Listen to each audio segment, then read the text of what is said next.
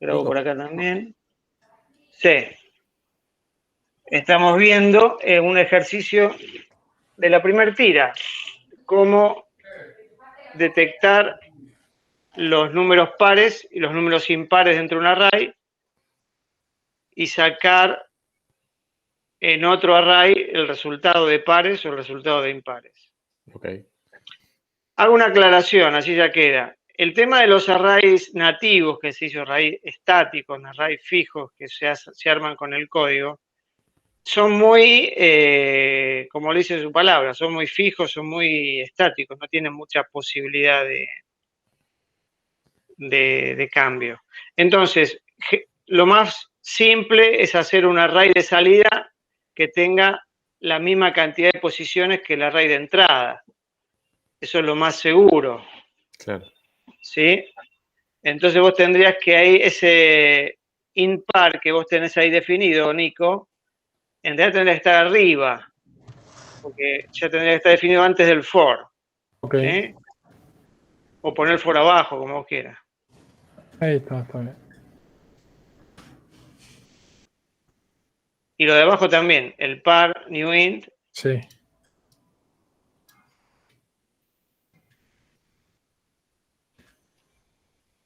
Perfecto.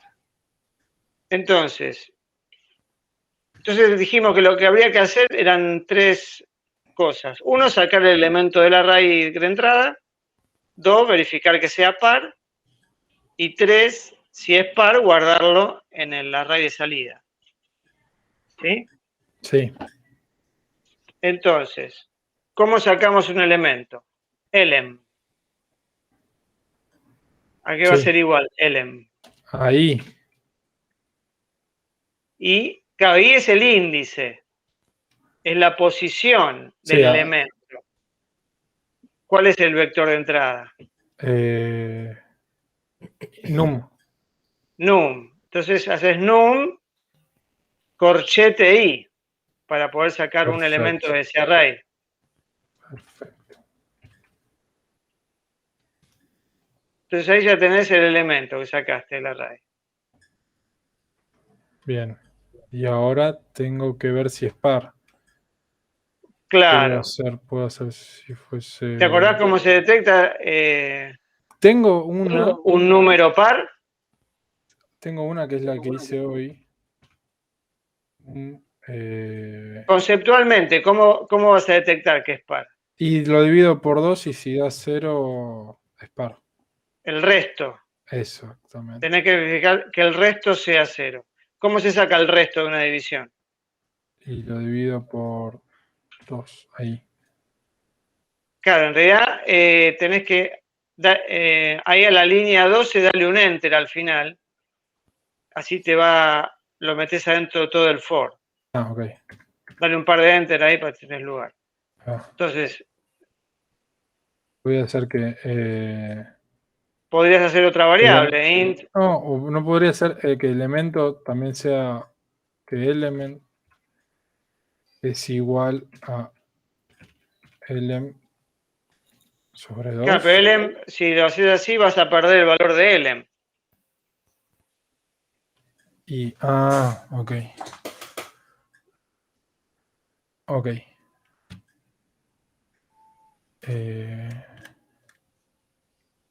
Si lo queremos hacer así bien explícito, hace una nueva variable que se llame resto, inResto, y aquí va a ser igual resto. Y a él, sí, a elem. Elem por 102, perfecto. Ahí tenés el resto. Bien, ahora que tenés que, siguiente, ¿qué tenés que preguntar? Dale un par de enters ahí. Habíamos dicho que ahora tenemos que sacar, ahora tenemos que poner estos números de vuelta en el array. En el array de salida.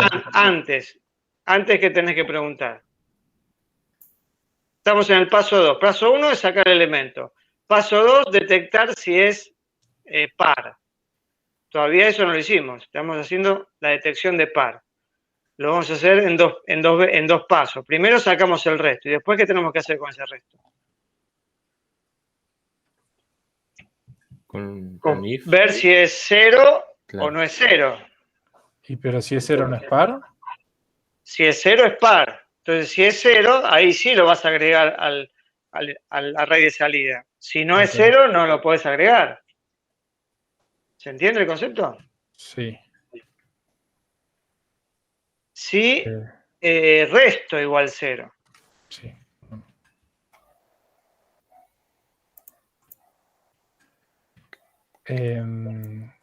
Sería que lo ponga en el array de salida. Claro, bueno, acá nos surge otro inconveniente de los arrays estáticos, que no podemos hacer muchas maniobras. Podés ir agregándolo, necesitas el índice del vector de salida donde lo querés agregar, ¿sí? Sí. Esa es una posibilidad. Para mantener ese índice necesitas otra variable que mantenga ese índice, ¿sí? ¿La creo entonces la variable? Variable int. Claro, créala junto al array arriba. Pone int índice igual 0. Igual a 0. Entonces, con esa variable mantenemos el índice de salida. Entonces, ahora, ¿cómo agregamos? La variable, ¿cómo se llama? Índice. elem tenemos que agregarle al array de salida. El array de salida se llama par. Sí. ¿Cómo se graba un elemento de un array?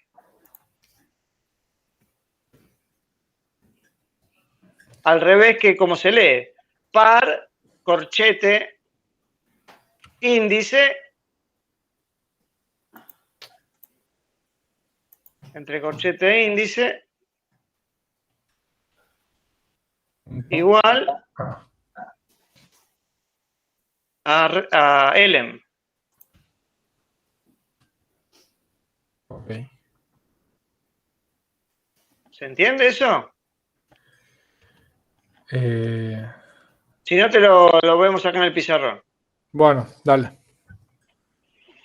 Bueno, deja de compartir, yo acá Sí. configuro.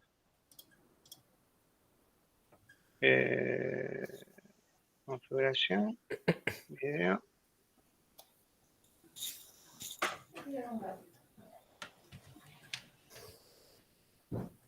Bien, a ver. Entonces,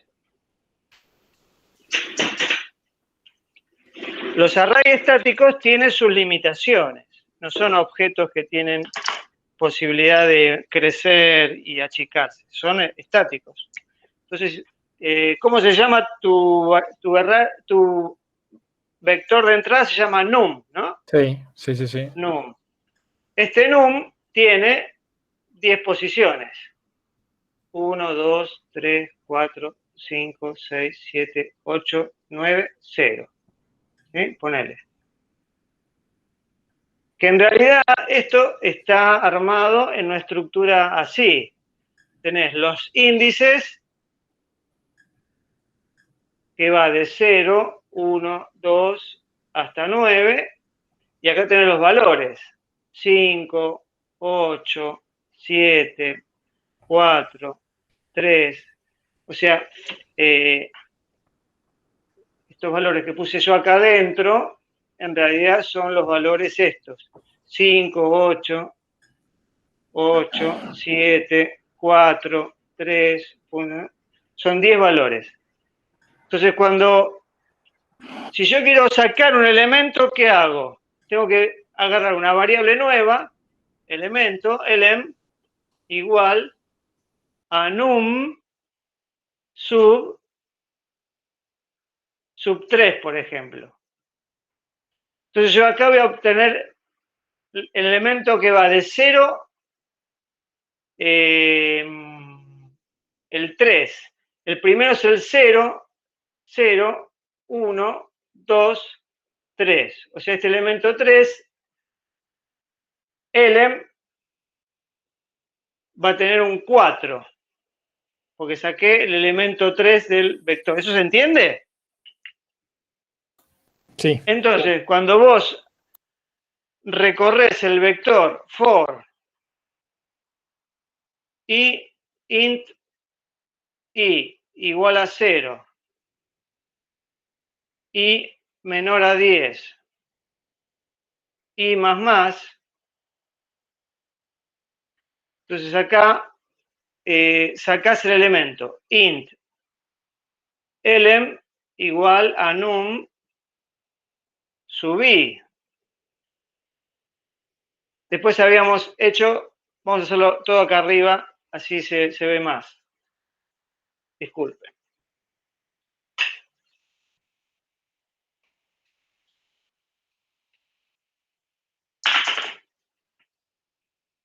For i int i igual a 0 y menor a 10 y más.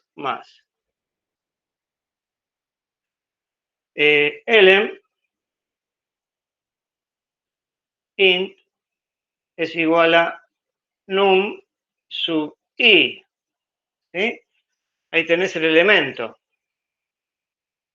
Después habíamos hecho int resto es igual a elem 2, módulo 2.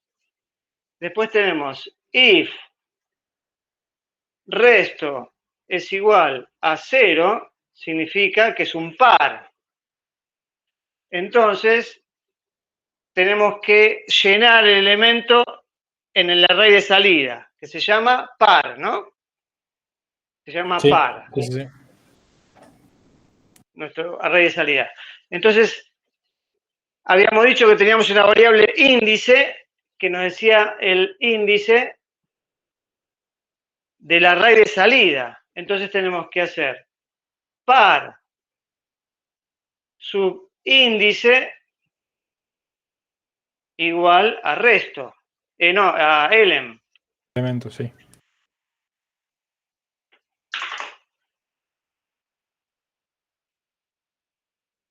Pero índice está en 0. O sea, yo tengo que después también mantener ese índice, tengo que poner índice más. O índice igual índice más 1. Para que en la próxima vuelta, esto es del if y acá del for.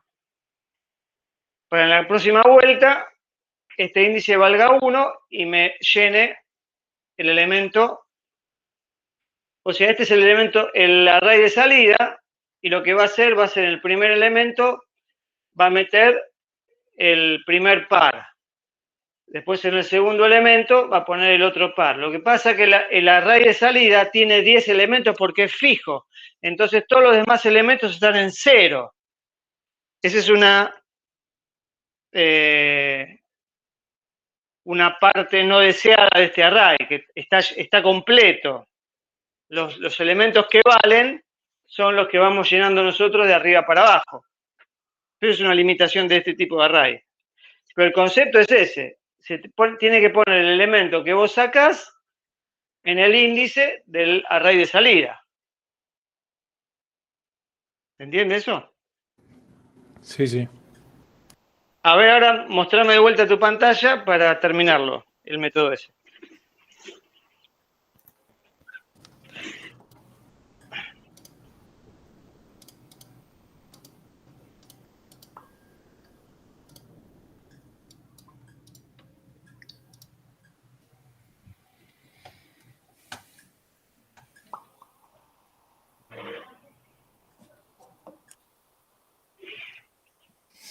Perfecto.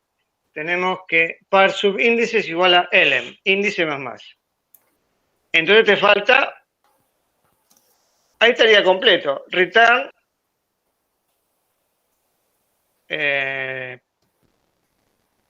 ¿cuál es el vector de salida? Par. Par. ¿Pero el vector de salida o el vector de entrada?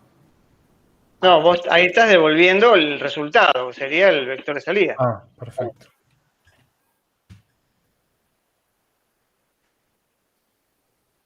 No, eso no hace falta. Par ya es un vector. Perfecto. Ya, listo. Y ahí estaría. Si querés, probamos ese método primero. Bueno. Y después haces el otro. Bien. A ver. Entrada. Lo llama, pero no llama. A ver si lo llama así. Si no.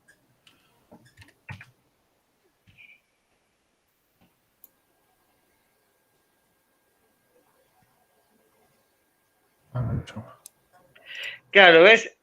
Sí, para después anduvo bien todo. El tema es que no es tan simple imprimirlo un vector. Un vector así nativo tampoco, si lo imprimís así con el system out, tampoco funciona.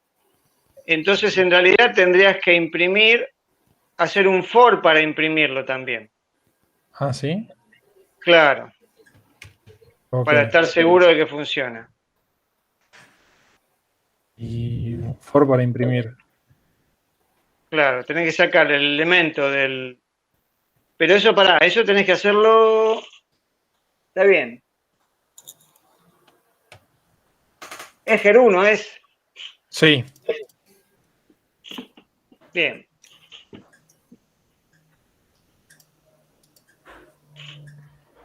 Y si yo acá pongo...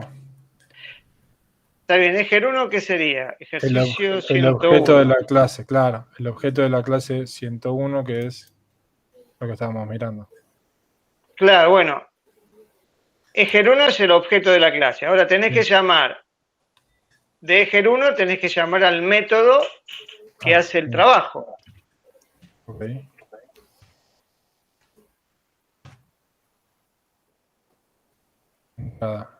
¿Y acá qué número le pongo? El vector tiene un vector de entrada que es num, que vos lo estuviste llenando con... Está perfecto, num. Sí. Pero tenés que obtener de entrada la salida. O sea, tenés que hacer un nuevo vector de salida donde guardar lo que te devuelve entrada, por así decirlo. Ese método de entrada. Si querés cambiar el nombre a ese método, ponerle pares en vez de entrada. Ok. Así no confunde. Pares, perfecto. Entonces vos tenés ejer1.pares. Ahora, ¿qué te devuelve pares? Y me tendría que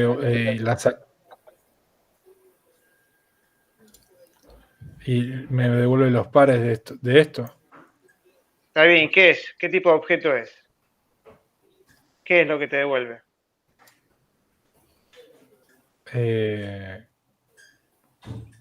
¿Un vector? Sí, sí. Bueno, entonces ahí tenés que definir una variable nueva, tipo vector, para guardar lo que te devuelve pares. Ok.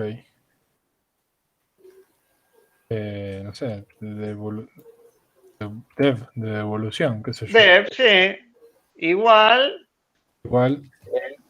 a lo que tenés arriba. Ejer1 pares. El num no. Todo eso, esa línea de arriba la pones ahí en vez de... Claro. Y la podés borrar de ahí arriba. Perfecto. Entonces en dev tenés la devolución. Y ahora sí, tenés que hacer un for para imprimir lo que dice... tenés que sacar el elemento de dev. Lo mismo que hiciste en el método, tenés que hacerlo acá. O sea, tengo que hacer... elem, si querés hacer... Como sacaste elem en el otro, tenés que hacer exactamente lo mismo y imprimirlo. Ok. A ver. Con el if. Tenés que sacar el elemento, las dos primeras líneas esas, y después imprimirlo. Bien. Ahí ya tenés el elemento del vector de salida. Pero y ahora tenés que imprimir de a uno en realidad. ahí tendría que ser dev. Claro.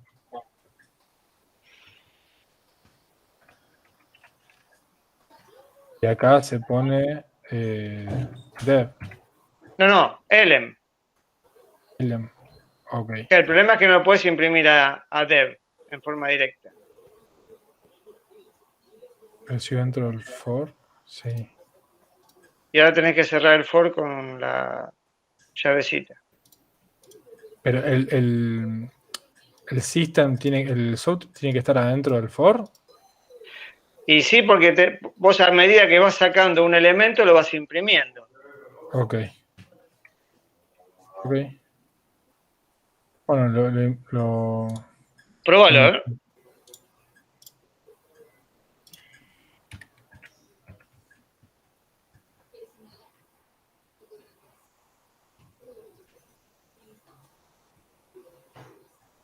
Subí un poquito, ¿eh? 2, Fíjate. 4, 6, 8. Genial.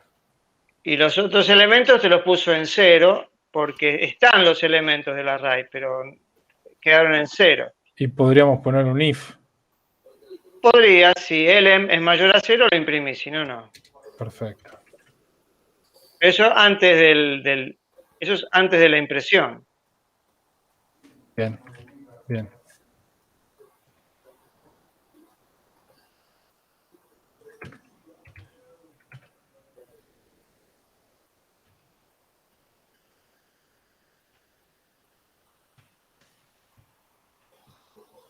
Imprima. La línea de abajo, esa.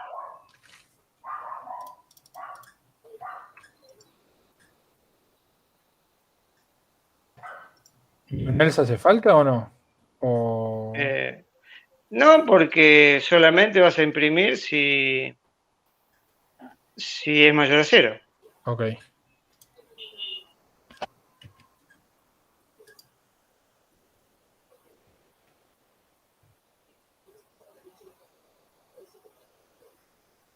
Ahí está, genial. 2, 4, 6, 8. Bien. ¿Se entendió? Sí. Bueno, ahora después tenés que hacer lo mismo con los impares. Es muy similar el método. Es un método muy parecido, nada más que tiene que detectar que es impar. O sea que tenés que cambiar ahí donde hace el cálculo del módulo, Acá. que no sea 0. Claro. ¿Sí? Ok. Gracias, profe. Buenísimo. No, de nada. ¿Vos, Pablo, tenías alguna consulta por los ejercicios? No, bueno, me pasaba esto de que hice un intento y me imprimía todos los ceros. Es como Está que bien. me guardaba el Sí. par y un 0, Sí. el otro par y un 0. Y era como, uff, porque ese asunto del tamaño fijo, ¿no? Claro. Y Está nada, me bien. quedé con esa cuestión. Sí. La idea es que ustedes entreguen ahora, porque ya queda poco tiempo, que más o menos vayan haciéndolo y los entreguen, porque estamos cortos de tiempo hasta fin de año. Ya en 2 semanas es el parcial, les dije, ¿no? Sí. El 17. El 17 es el parcial, así que vayan entregándolo como los tengan. Yo ahora le voy a compartir 2 ejercicios. Uno que tiene que ver con vectores y otro que tiene que ver con la serie de 200. ¿Sí? Sí. Vamos a compartir acá.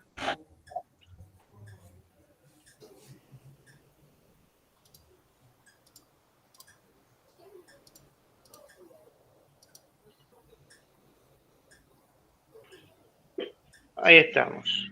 Entonces, ejemplo array. Acá. ¿Se acuerdan que había un ejercicio que tenía que buscar los elementos que estaban en común en 2 arreglos? Había que entrar 5 elementos en un array, 5 elementos en otro y buscar cuáles estaban en común.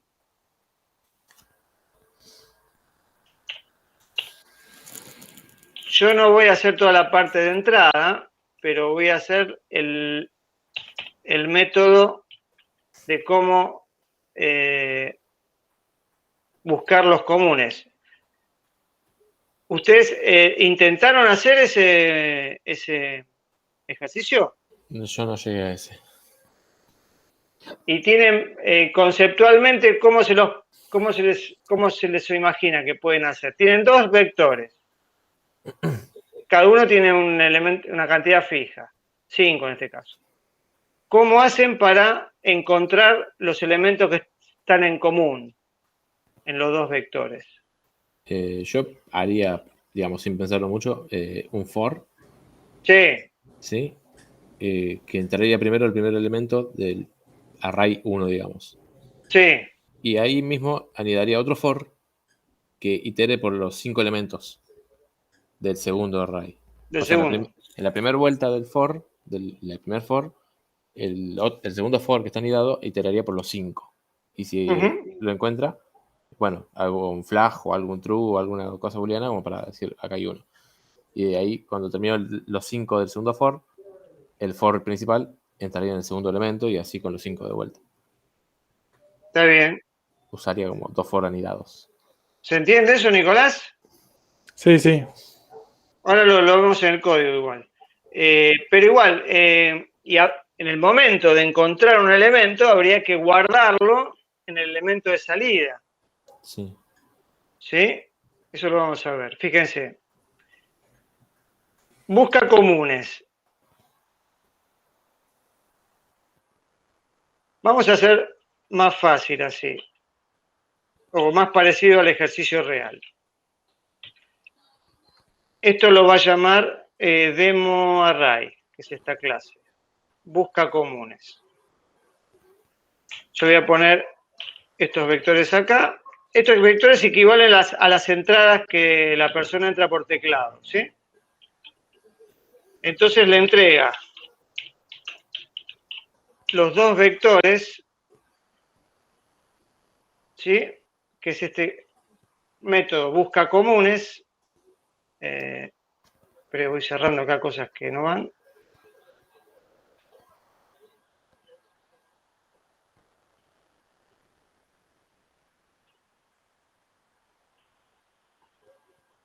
Demo array y lo busca en ejemplo array, en esta clase, ejemplo array, que es esta que está acá.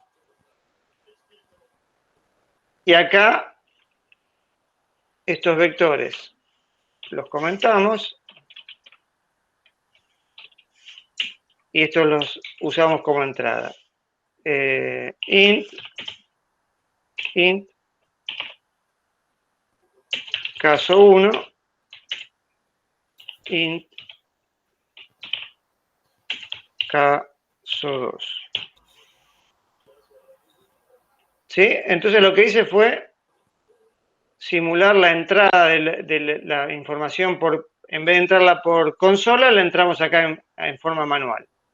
Entonces vamos a comparar estos dos vectores que entran en este método. Busca comunes.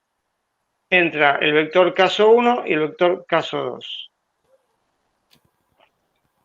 Entonces dijimos que acá tenemos el vector de salida, comunes, que va a ser de 5 en realidad.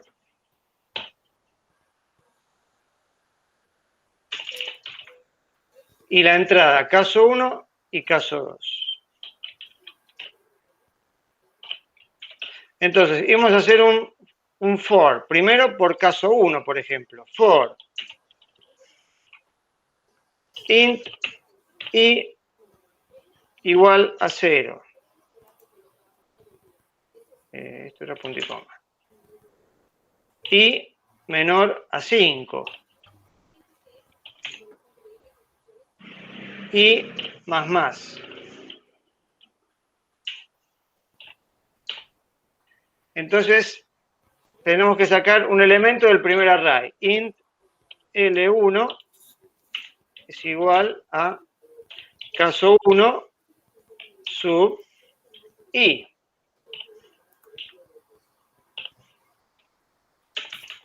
¿Sí? Ahí tenemos el elemento. Y la idea es que con ese elemento buscarlo adentro del otro array, de caso 2. O sea, vamos a ir elemento por elemento del caso 1 y vamos a buscar cada uno de los que sacamos tenemos el array 1 y el array 2. Agarramos un elemento del 1 y lo buscamos en todo el array 2, a ver si está. Si está, lo guardamos. Si no está, no hacemos nada. Pasamos de vuelta al segundo elemento del primer array y lo buscamos en todo el segundo. Y así sucesivamente hasta que detectamos cuáles están en común. Esa es la idea. ¿Sí? Sí, sí, sí. Entonces, acá ya sacamos un elemento del primer array. Entonces ahora tenemos que iterar por el segundo array. For int k igual a 0, k menor a 5, k más más. Entonces acá vamos a sacar un elemento del segundo array. Int L2 es igual a caso 2 sub k.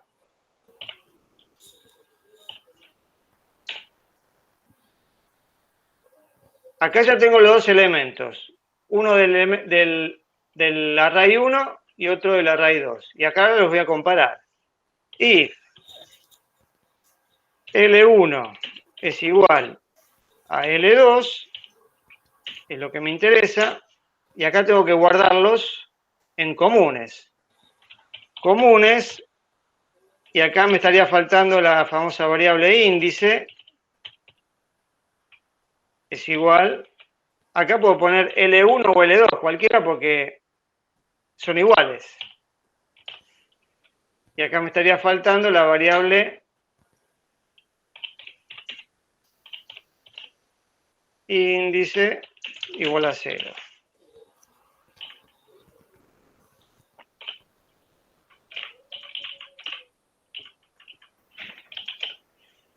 ¿Se entiende? Saqué un elemento del primer array. Y como decía Pablo, hicimos un for e iteramos por el otro array, por caso 2. Si el elemento que encontré en el primer array es igual al elemento que encontré en el segundo array, entonces lo guardo en comunes.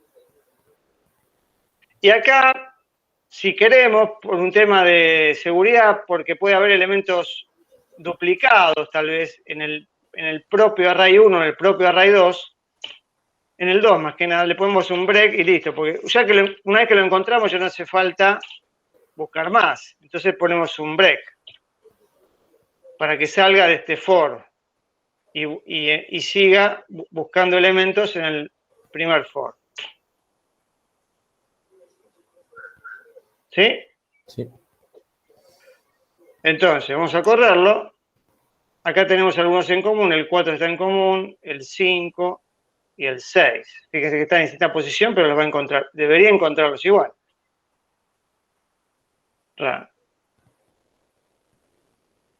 6. ¿Qué pasó? A ver.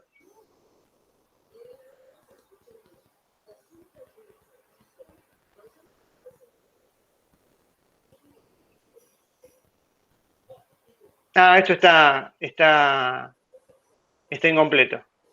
Demo array, ¿no? ¿Es esta? Sí. Acá tenemos que hacer de vuelta la interacción. Int j igual a 0, j menor a 5, j más más,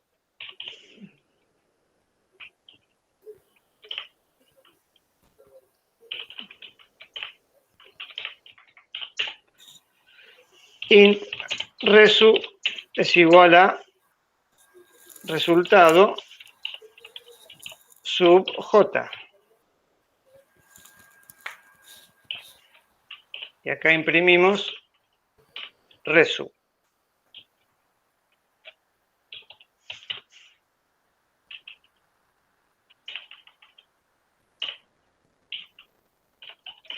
Vamos a ver qué pasa. Si funciona.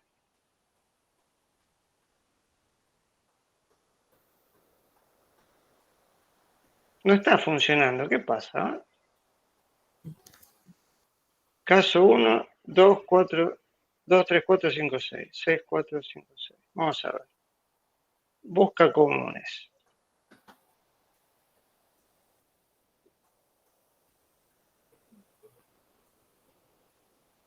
Incomunes new in 5. Índice 0. Igual 0, igual 5 y más. Int L1, caso 1, subí. K igual 0, K menos 5, K más. Int L2, caso 2, sub K. Si L1 igual L2... Ah, ¿qué me está faltando acá? A ver si ustedes lo descubren. A ver. ¿Qué está faltando? No tendría que ir el... ¿Qué me olvidé? El más, pero... Claro, el índice índice. más. Pues estaba guardando todo en el primer lugar siempre. Entonces me está imprimiendo uno solo. Ah, Pues lo que tienen estos array nativos es que uno tiene que programar todo, no tiene nada resuelto. O sea, tiene que manejar los índices, manejar todo. El largo se tiene que pasar, o sea, tiene ese funcionamiento un poco limitado. Entonces uno tiene que ser muy, muy cuidadoso con estos arrays. Ahí está, 4, 5 y 6. Y estos elementos que están vacíos en el array de salida. Que como hicimos antes, podríamos poner un if acá, si resu if resu mayor a 0, entonces lo imprimimos.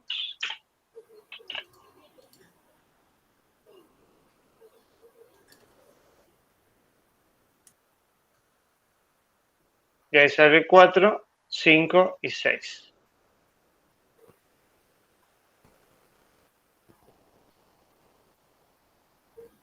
Esto es lo que vos decías, Pablo. sí, exactamente. Es caminar Bueno, esa es la forma de... Claro, esa es la forma de buscar elementos en común. Uno siempre tiene que tomar un elemento y hacer la búsqueda en todo el lugar, en la otra zona donde está buscando, ¿no? Estos Claro. son dos arrays, pero a veces tenemos que buscar en otros lugares, entonces siempre agarramos un elemento y buscamos en todo el otro. Agarramos el otro y buscamos el otro. Y ahí vamos guardando lo que está en común. ¿Sí? Tal cual. Bien, y les quería dejar otro ejercicio que tiene que ver con la serie 200. ¿Se acuerdan? La serie 200 habla de los tablas, las colecciones. ¿Se acuerdan de la pila? ¿Cuál es la característica de la pila? Había ¿Cómo dos. funciona? FIFO y LIFO. No, LIFO no. First in, first out. FIFO. First in, first out. ¿Eso qué es? O first in, last out. ¿FIFO o filo? ¿Cuál es una y cuál es otra? Y FIFO es el primero que entra, es el primero que sale. Y ¿Eso a qué se parece en la vida real? El primero que entra es el primero que llega es el primero atendido. Es a una cola de supermercado. Una cola. Sí, una cola de supermercado, una cola de espera para ser atendido con algo. Y entonces la otra que sería, la primera que llega es la última que sale. Y esto es una pila. Una pila. Pues yo empiezo a pilar y después cuando quiero sacar, voy a sacar el último que entró. Entonces, uno de los ejercicios de la serie 200 habla de invertir un texto. Las palabras de un texto separados por espacios. Bien. ¿Cómo se les ocurre que se puede hacer eso? pensando en la cola, en la pila. Yo lo di ese ejercicio pensando en esos objetos, ¿no? ¿Cuál podría llegar a servir para invertir? Y creo que la pila. Porque el último elemento que meto, que sería la última letra de la palabra, es el primero que sacaría para guardar en una nueva lista, en un nuevo array. Y ya estaría invertido. Claro. El que era el último va a ser Claro, el yo primero. empiezo a meter palabras en la pila y cuando empiezo a sacar, ya lo voy a sacar en orden invertido en forma automática. No tengo que hacer ninguna operación extra. ¿Sí? Ya la pila misma, el funcionamiento de la pila es la que me genera la inversión. Claro. ¿Sí? Entonces vamos a verlo eso en otro ejercicio. Que se llama... esto vamos a cerrarlo. Demo array también. Esto también. Y vamos a poner demo pila y ejemplo pila. Acá en demo pila tenemos, fíjense, una entrada. Uno podría escribir un texto de entrada con espacios. Acá imprime la entrada. Y acá llama en EP, o sea, se llama ejemplo pila, este objeto de ejemplo pila, y llama al método entrada salida pila. Y le pasa la entrada. Y obtenemos un string de resultado que debería ser el invertido. Claro. Las palabras deberían estar invertidas.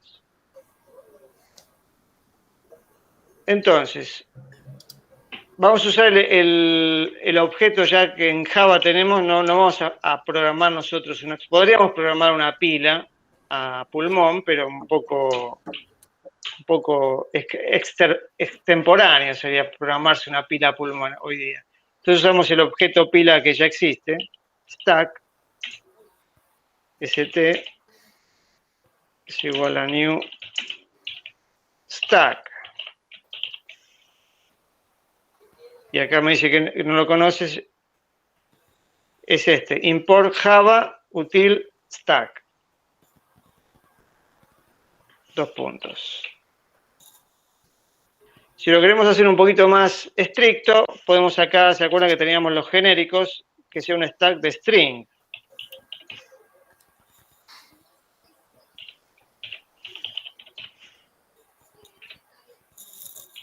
Entonces, primero tenemos que separar en partes este string que vuelve. Hay un método en la clase string que lo que hace es separar y obtenemos un array nativo de strings. O sea, string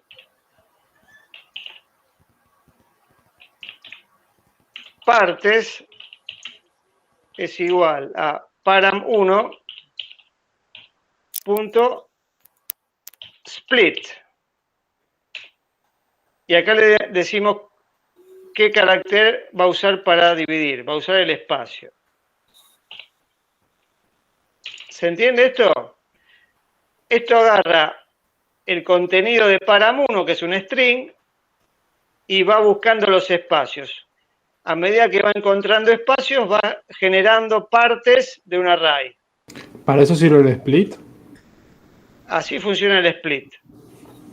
Te genera a partir de un texto, en este caso un string, te lo separa por el elemento que vos le decís. Acá puede ser una coma, cualquier elemento, cualquier string, o puede ser cosas más complejas acá, pero lo más básico es ponerle un string que separe. Entonces, el separador no te lo va a incluir, te va a incluir las partes que están en los separadores. ¿Sí? Claro. Y acá ya te genera un array de partes. ¿Sí? ¿Y esas partes que se separaron, Sí. dónde las guardamos? ¿En otra variable? Están acá ahora. En partes. Claro. Este es un array nativo de strings que tiene las partes. En teoría va a tener 1, 2, 3 y 4, o lo que uno escriba, ¿sí? Sí. Va a tener 4 elementos. Lo que hay que hacer ahora es iterar este array. For int i igual a 0. Profe, si usted pone el for solo y le da el tabulador, ya le hace solo el todo. Al for así Borre tiene todo, borre todo y ponga for for y tab. tabulador. Ah, mira qué inteligente. Ahora Ahora, el problema de este, es impresionante, el problema de este, acá, de este array, que es muy complicado hacer referencia a un elemento, no sabemos el largo que tiene este array, ¿sí? Claro. Entonces, vamos a tener que calcularlo. ¿Cómo se calcula? Esta es una de las pocas métodos que tiene este tipo de array. Hay una característica que se llama len. Eso me dice cuántos elementos tiene en el largo. Entonces, tiene que ser menor a largo. Bien. Entonces acá voy a sacar una parte. Partes sub i. Tengo una parte. Ahora esa parte la tengo que inyectar en la pila. ST. Para inyectar en la pila tengo dos métodos. Hay varios métodos, pero para que funcione como una pila, tengo que hacer un push. Parte. Ahí estoy metiendo elementos en el objeto ST, que es un stack, y está funcionando como pila. Y ahí ya estoy llenando la pila con las partes del array, de las palabras separadas por espacio. Con eso es suficiente. Ahora tengo que empezar a sacar de la pila.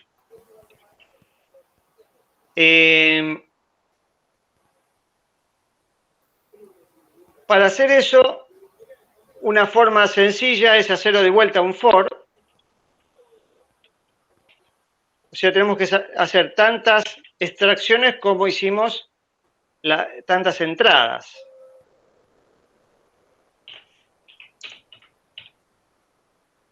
Por cada extracción,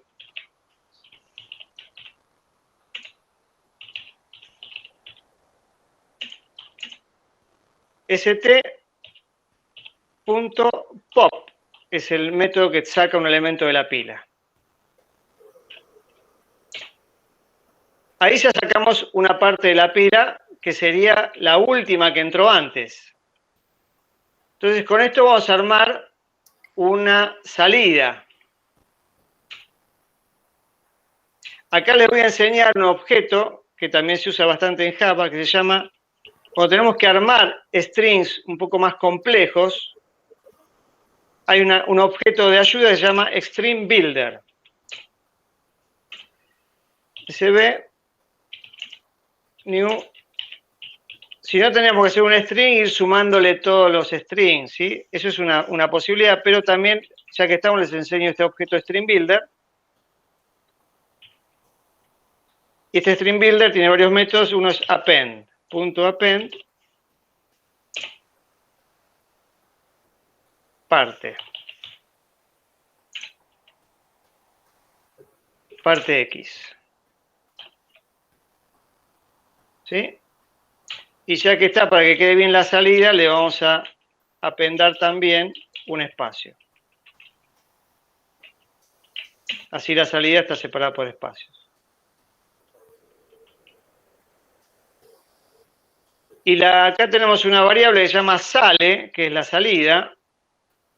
Entonces sale es igual a stringBuilder.toString.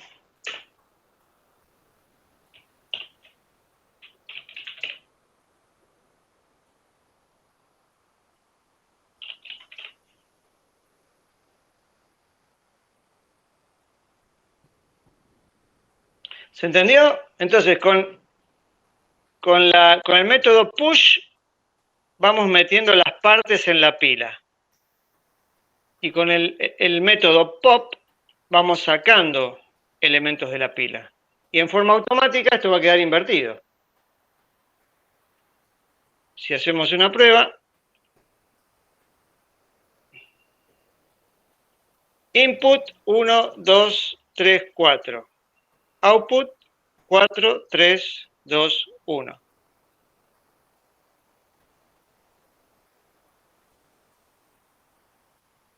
¿Se entiende? Sí, sí. Si lo quieren hacer sin el string builder,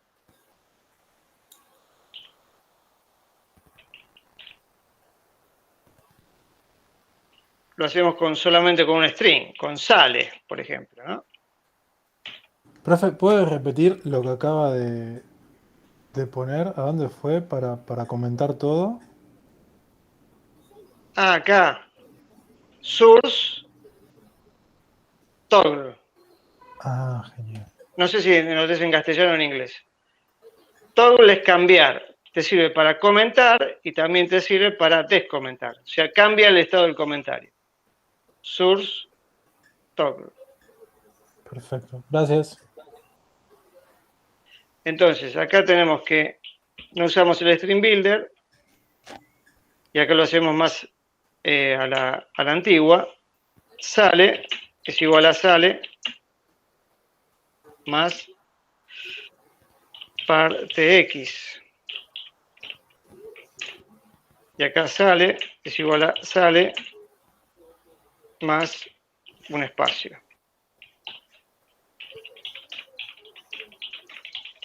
Es un poco más a la antigua.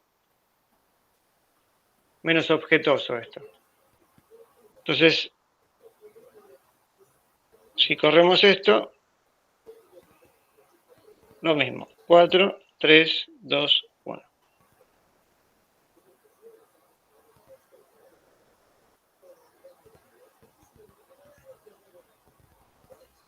¿Se entendió el uso de la pila para invertir?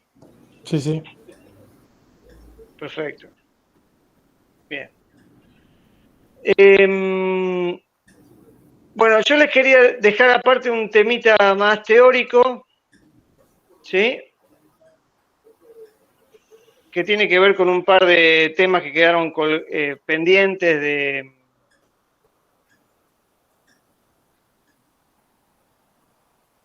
la programación en objetos. Así que vamos a hacer una pequeña... acá tengo una presentación que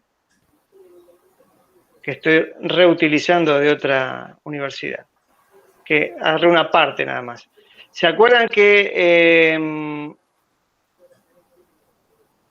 en Java tenemos las clases y hay formas de programar elementos sin tener el código implementado?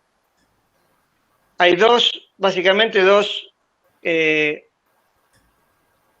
tipos de objetos. Uno son las interfaces y otras son las clases abstractas.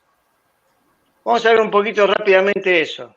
Y después vamos a ver un poquito de lo que se llama el polimorfismo, aunque parece medio extraño, pero es algo bastante sencillo y vamos a ver un pequeño ejemplo. Entonces, vamos a ver rápidamente esta presentación, pero la voy a avanzar un poquito porque esto habla...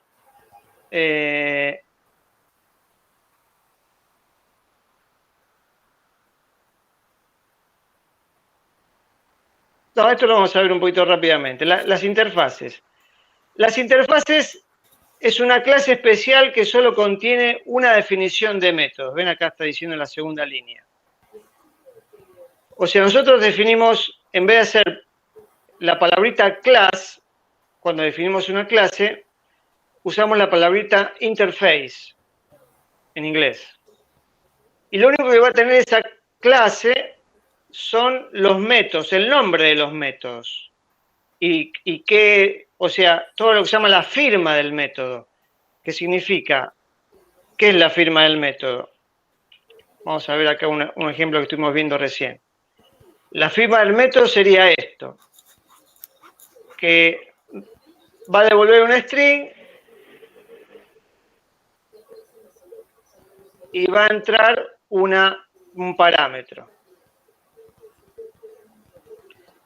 Si lo queremos definir acá, por ejemplo, podemos, vamos a ver si me sale, ejemplo pila. Podríamos tener new class. Va a tener el mismo nombre, generalmente tiene el mismo nombre de la clase, aunque podría ser distinto, pero por un tema de... Bueno, acá no me lo deja poner, pero... Y ejemplo pila. Finish. Public interface. Y ejemplo pila.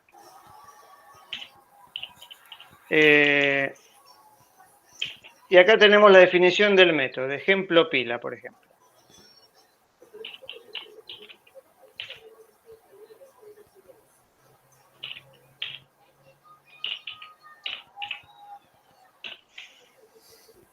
Entonces acá nosotros podríamos,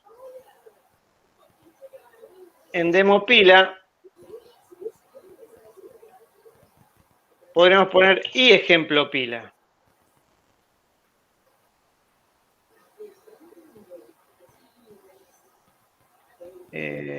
Y ejemplo pila. Public interface. Bueno, no me acuerdo exactamente, ahora sí vamos a ver la sintaxis, pero básicamente es tener un ejemplo pila. Ah, acá, me falta acá. Public class pila, implements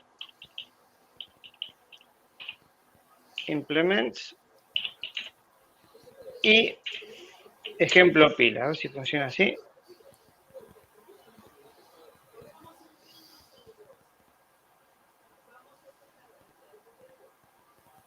Bueno, el tema de la clase es que va a implementar la interfase. Significa que la interfase, todos los métodos que tenga la interfase acá definidos, la clase los va a tener que codificar. Porque si yo hago un método que tiene otro nombre, por ejemplo, ¿sí? Me va a decir que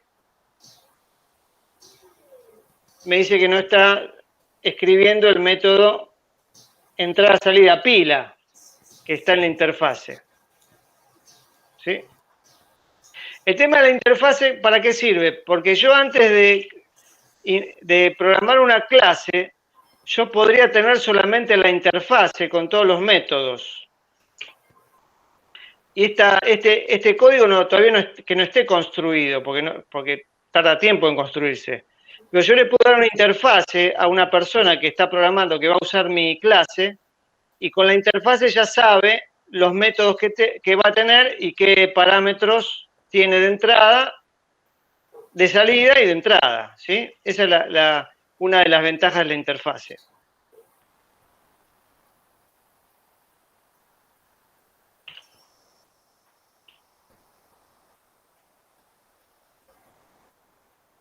Acá dice, se dice una clase que implementa una interfaz cuando dicha clase contiene todos los métodos que define la interfaz. ¿Sí? También una clase puede implementar más de una interfaz a la vez. Esa es otra opción también. Resumiendo, una interfaz representa un conjunto de funcionalidades. Los objetos que quieren implementar esa interfaz se comprometen a cumplirla. O sea, la interfaz es como un contrato. yo digo que voy a armar una clase que implementa todos esos métodos.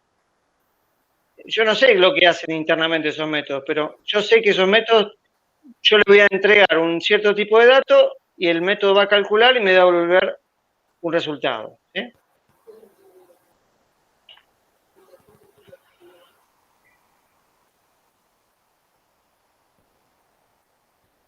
Bueno, esto no lo vamos a ver. Lo que vamos a ver es, fíjense acá, interface, public interface vehículo. Esa es la interfase. El inicio y los métodos. Tiene seguro, recorre distancia. Fíjense, es solamente la definición de los métodos. No tiene ningún otro tipo de código, la interfase. Bueno, acá hablamos un poco de herencia, eso creo que ya lo estuvimos viendo, el tema de herencia. ¿Sí? Eso se lo voy a dejar de información. Y le quería ir a clase abstracta, acá está. Clase abstracta es una clase que es parecida a una interfaz, es una especie de semi-interfase, porque si yo defino un método abstract, estoy obligado a implementarlo cuando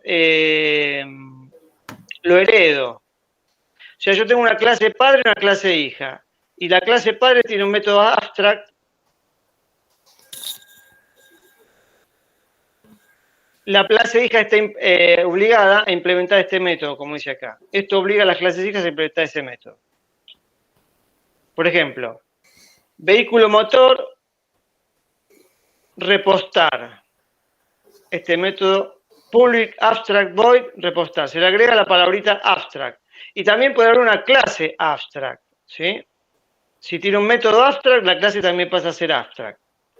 Y si yo tengo una clase coche que extiende a vehículo motor, que está de acá arriba, estoy obligado a codificar el método repostar. Eso sirve para que, si yo tengo ciertas clases que después las voy a heredar de clases que me sirven para hacer clases hijas, me están obligando a que yo los métodos que están abstract yo los tenga que implementar sí o sí, porque en el futuro se van a usar en los hijos.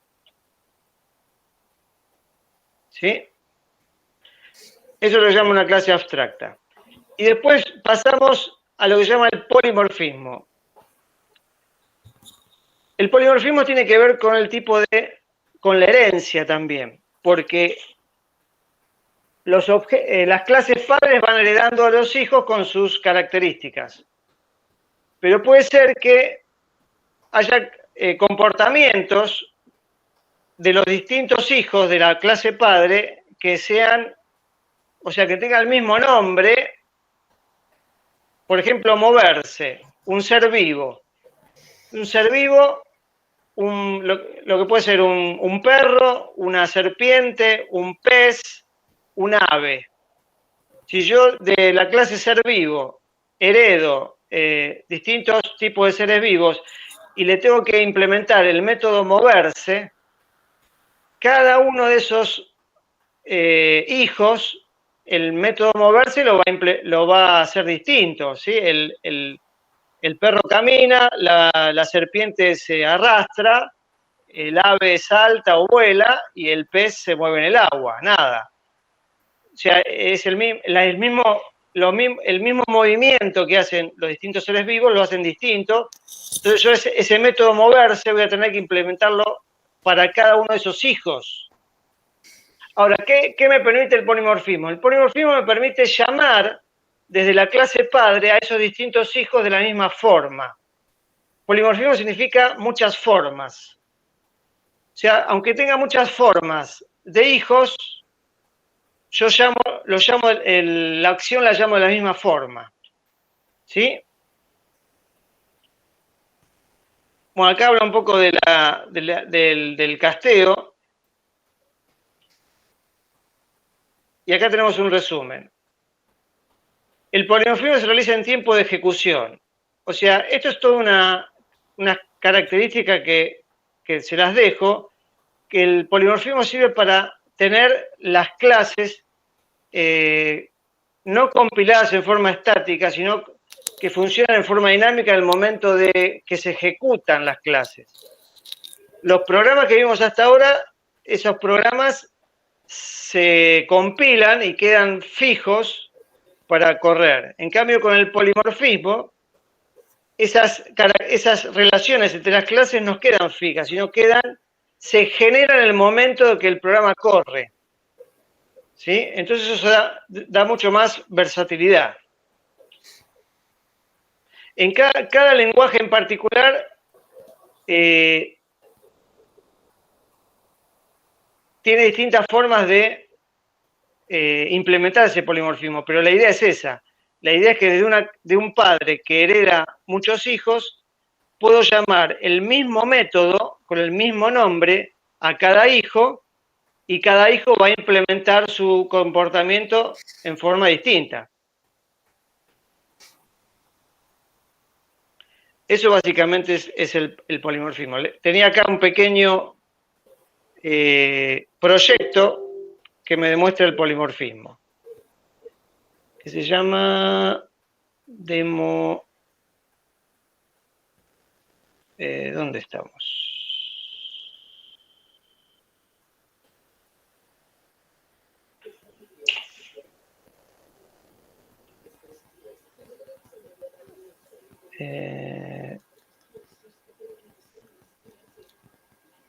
Acá, ¿qué será?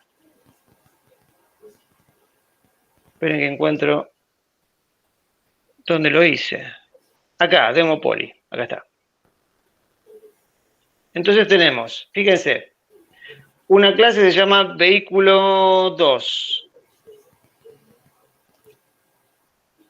y un método, son clases, una clase base que se llama vehículo 2 que tiene un solo método, que se llama anda. ¿Sí? Y tenemos una bicicleta que extiende a vehículo 2. ¿Esto se acuerdan la palabrita extends? Eso sirve para heredar. O sea, la bicicleta extiende a vehículo 2. ¿Qué significa?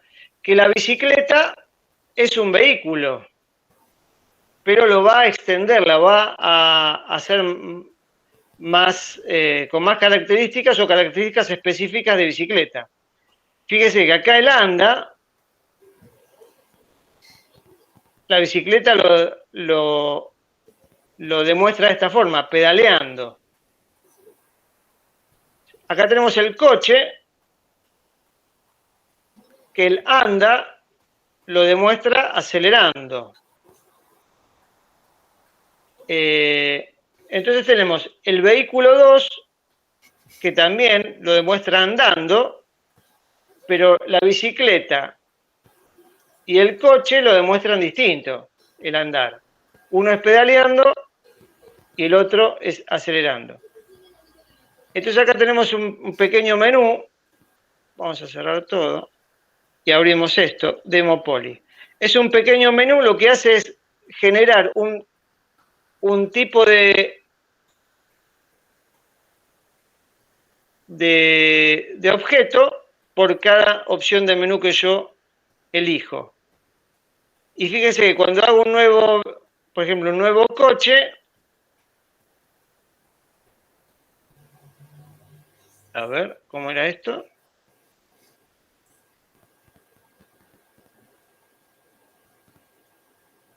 Ah, es un método que se llama conduce. Conduce. Acá está el método conduce, fíjense. El método conduce le pasa a un vehículo 2, no le pasa ni una bicicleta, ni un auto, ni un coche, le pasa a un vehículo. ¿Por qué? Porque la bicicleta y el coche son vehículos. Y fíjense que acá le va a correr el método anda a lo que entra acá. Vamos a ver qué pasa. Si yo corro esto. C para crear un coche. Hago una C acá. genero un coche. Y el coche, cuando yo le ejecuto el método andar, me dice que está acelerando. Ahora, si yo pongo una bicicleta, me dice que está pedaleando. Si yo pongo un vehículo, me dice que está andando. ¿Sí? Este método conduce, recibe un vehículo, un objeto de tipo vehículo, y a ese objeto de tipo vehículo se le genera el tipo anda. Pero fíjense que acá yo le estoy pasando un coche en realidad. Acá le estoy pasando una bicicleta y acá le estoy pasando un vehículo. Pero este método recibe un tipo que sería el del padre de ellos, que es totalmente válido. Pero el polimorfismo me permite llamar al método de cada uno de esos tipos con el mismo nombre, pero cada objeto va a reaccionar de acuerdo a su construcción.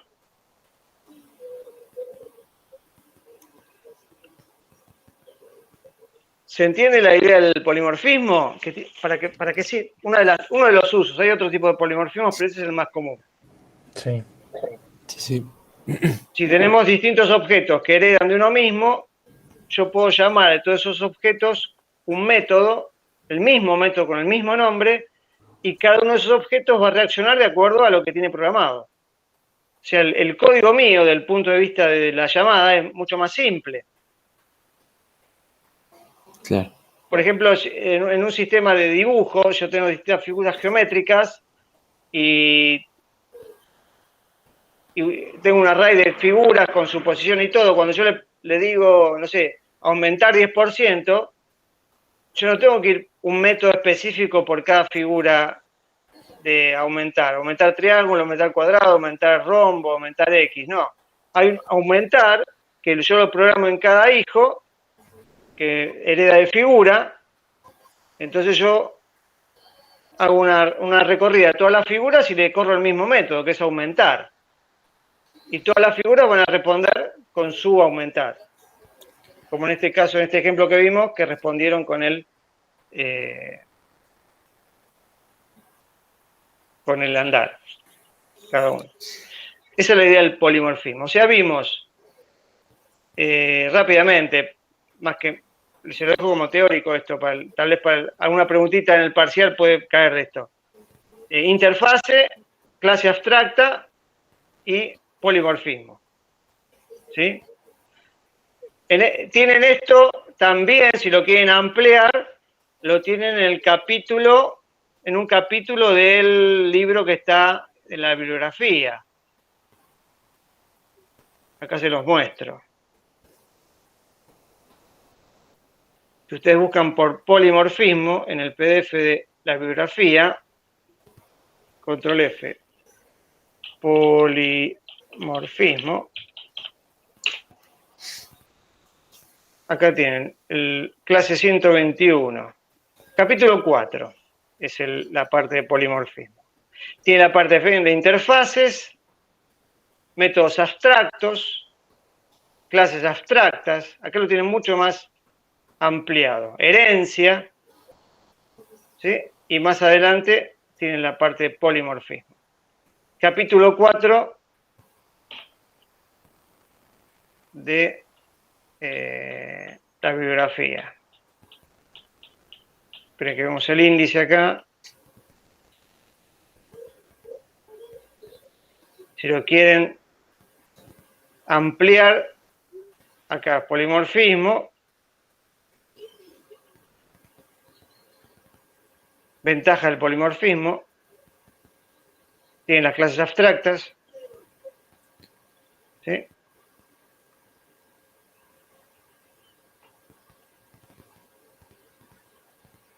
Bueno, ¿dudas con tema de código o de esta parte teórica? No. No, por ahora no. Bueno, yo voy cerrando la grabación, detenemos la presentación y cerramos la grabación.